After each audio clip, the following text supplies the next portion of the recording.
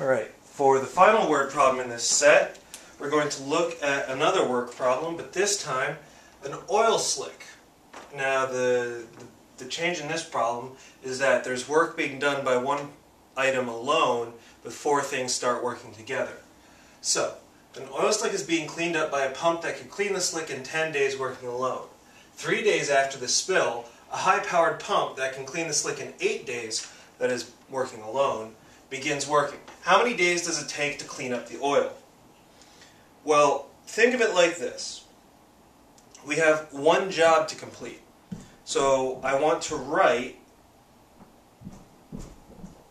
terms that describe how much of the job is completed by each part. First, let me create my variable. I'm going to say that x is equal to the days after second pump arrives. Now, I use that because the amount of time that the first pump is there is not variable. It's a constant. It's 3 days. So we can just figure out how many days it'll take both pumps working together to do a known amount of work, and then add that to 3, and that'll give us our answer. So, now let's consider the whole job. Well, the first pump can clean the slick in 10 days. Well, it's been working for 3 days, so how much of the slick has it cleaned up? Well, that would be 1/3 of it. Or sorry, not 1/3, 3/10. My mistake. So 3/10 of the slick in 3 days has been cleaned up. Now, if it can complete 1/10 of the slick every day, then every day after that, the variable amount is going to be another 1/10 of the job done. And then the new pump, which each day can complete 1/8 of the task, well, if 2 days it's 2/8, 3 days it's 3/8, it's x over 8. And all of this is to complete one single job.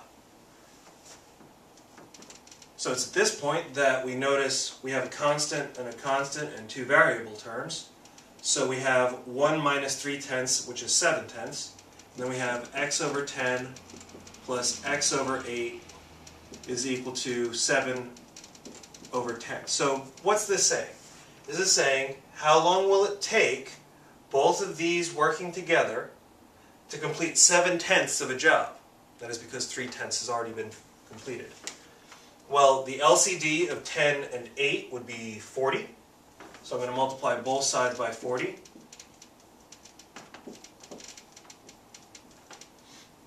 (40 over 10 is 4, so I have 4x plus 40 over 8, which is 5x.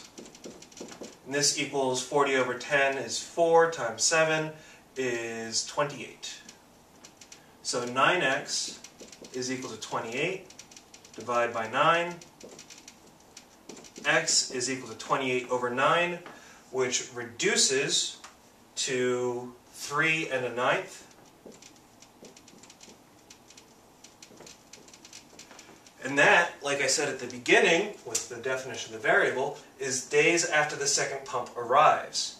So 3 1/9, well now we have to add that to 3, so the total time is going to be 6 1/9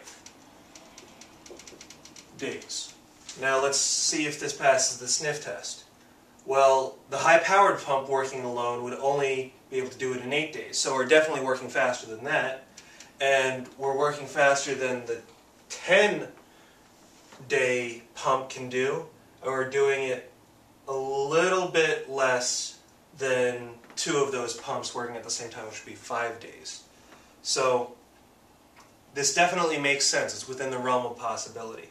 So I think our answer is a very confident 6 1/9 days.